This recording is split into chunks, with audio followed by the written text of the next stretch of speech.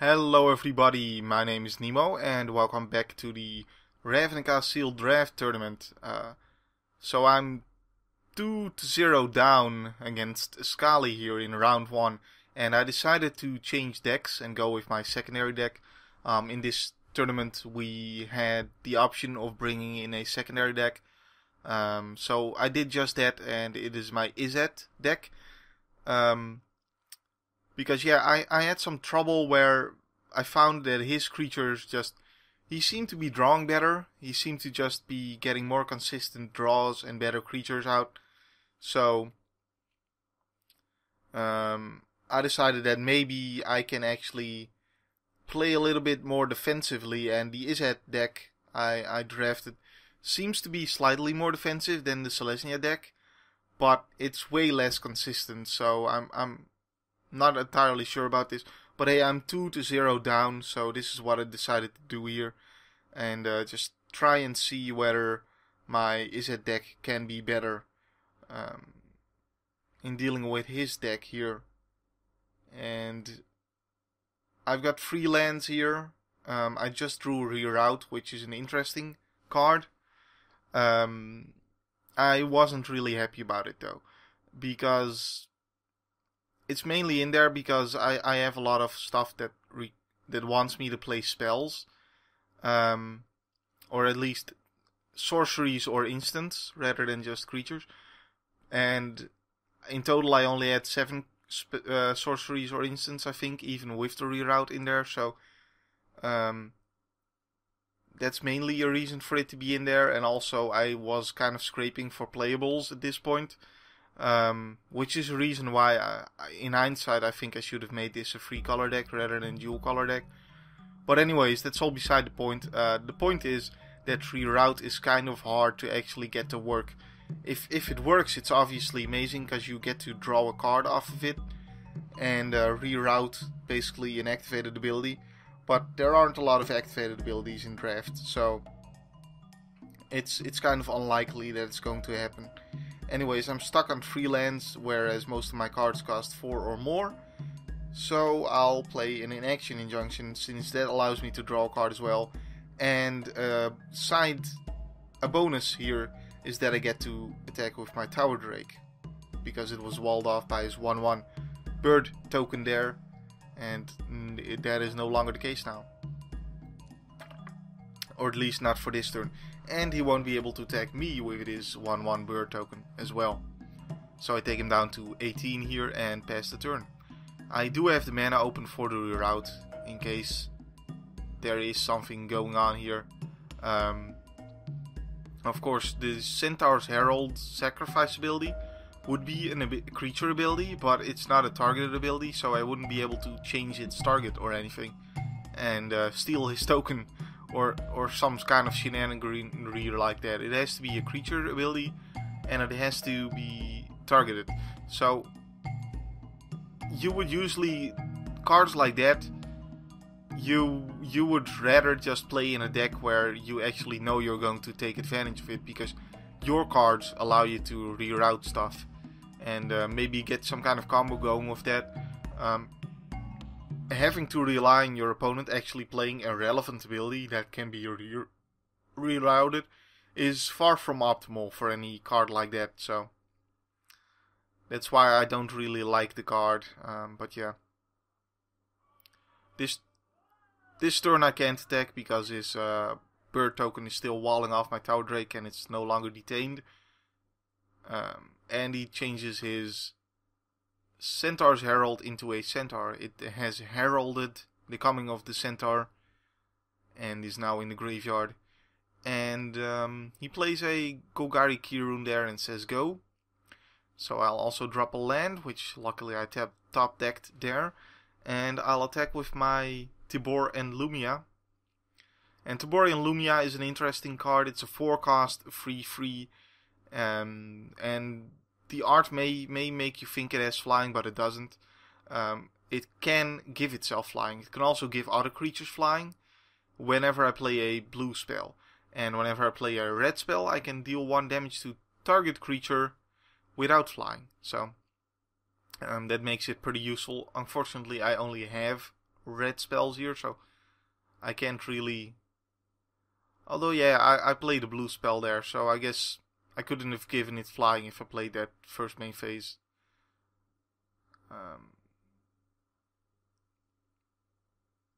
Anyways, that wasn't that much use for it. I think I wanted to wait there to see if I should play a red spell to deal any damage to anything. So I wanted to see what he would do before I played a spell, which is why I didn't play my spell first main phase. He plays a Trestle Troll here. And I draw a 6-cost spell when I'm at 5 mana, so not really what I want to see here. And I think I just tap all my lands here and give my Tower Drake unblockable, is what I remember doing here, which is kind of a mistake, because I could have also made my Tibor and Lumia unblockable instead, which would have been free damage. I think for some reason his Trestle Troll can't block me here, I guess, but of course it can, and yeah. That means it was kind of pointless to do it this way, and I could have just made my Tibor and Lumia unblockable and hit him for free damage rather than 2. So a small oversight there on my part.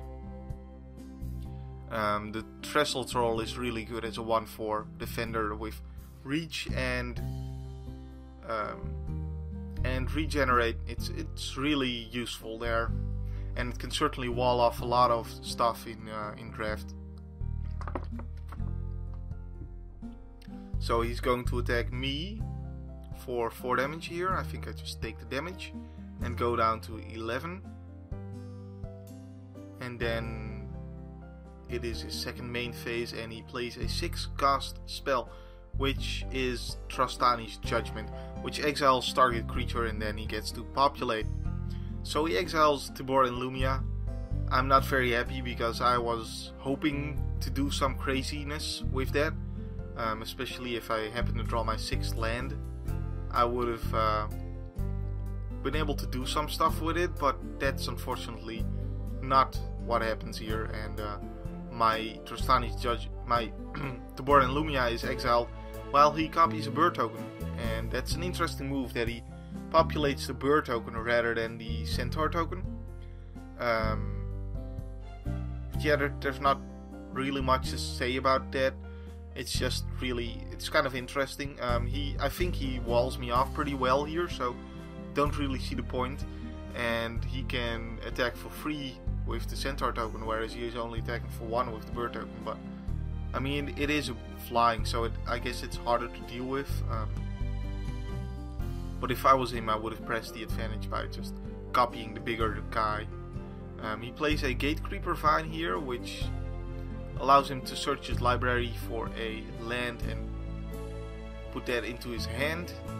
But I think Gate Creeper Vine only lets him actually search for a basic land.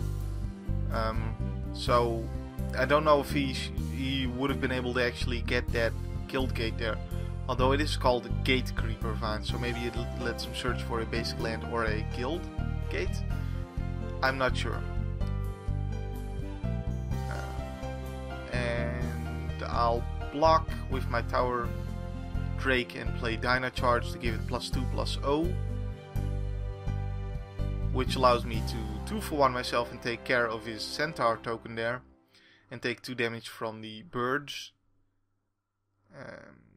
Unfortunately, he has a reaction to this, a response, which is to just kill my Tower Drake with Abrupt Decay. Now, it's still not too bad for me. At this point, I think I'm thinking about if I can actually reroute the Abrupt Decay, but no, it's just target activated ability. It's a spell, it's not an activated ability, so that can't happen. So my Tower Drake goes away and my Dyna Charge. It's still a 2-for-1, just like I planned actually. And instead of getting rid of his free token, I get rid of a very, very powerful kill spell there. So, you know, I guess looking on the upside there, of course, the best upside would be if he never had the Abrupt Decay, but since he had it anyway, I'm not that terribly upset to have him play it, I guess. On just a tower drake rather than something bigger. But I'm certainly not in the driver's seat here. I'm losing on board, and that is never a fun spot to be in when you're 2-0 down. So everything comes in here. And again, I'm doing some blocks. I'm blocking the 1-2 with a 2-2. And my 2-1 is going to block his 2-2. So we trade on the Golgari Kirun here and the Tower Drake. And I kill his Seller of Songbirds. And then I'm going to tap 5 lands and play Explosive Impact on the Centaur token to take care of that. Unfortunately, he has yet another response, which is to play Launch Party and sacrifice his Centaur token, I would imagine. Yep. And then he's going to kill my Goblin Electromancer there. So that means I don't get to kill his Seller of Songbirds. And I don't get to kill his Centaur token, although he kills it himself. The Tower Drake and the Golgari Kirun still trade. His Seller of Songbirds is blocked. So I take 2 damage from the birds and 2 damage from the Launch Party. Or I lose 2 life from Launch Party. And I go down to 5 life in total here. So yeah. Kind of unfortunate. And I draw a card here and I draw my 6th land, which means I can finally play my Tenement Crasher. Of course, it doesn't have reach or anything. He's at 13 life, so it's unlikely I'll be able to race him. But at least I've got something, you know. So I'll immediately just attack with this, I guess. There's a reason. I mean, there's something to say about keeping it back here to block his Seller of Songbirds or prevent his Seller of Songbirds from being able to attack me. Because that means I have 3 turns to live rather than 2. But it also means I'm not doing anything, and I never really like not doing anything. That's always a spot I don't want to be in unless I absolutely have to. But yeah, I'm taking 3 damage here, and that means he is threatening lethal for next turn. So I need to draw my way out of this situation, or I'm going to lose this first round. And dun dun dun, what do I draw? It's a Chromatic Lantern. So that means I actually lose round 1 and I lose it 3-0. So that's sad for me. Unfortunately, I think his deck was quite a bit more consistent and probably more powerful as well than both my decks, but I also think I wasn't really running my decks optimally, so there's something to say about both things. Of course, I would have loved to have that big enchantment. I would have also loved to have had the 2 worm tokens, but yeah, you know, such is life, and you can't always get lucky. But anyways, it isn't the end of me for the tournament, because I get demoted to the losers bracket, which you don't want to have happen round 1, but it does mean you get to see more of this tournament. So until then, my name's been Nemo. My name will still be Nemo next time. Thanks for watching. I hope you enjoyed, and bye bye.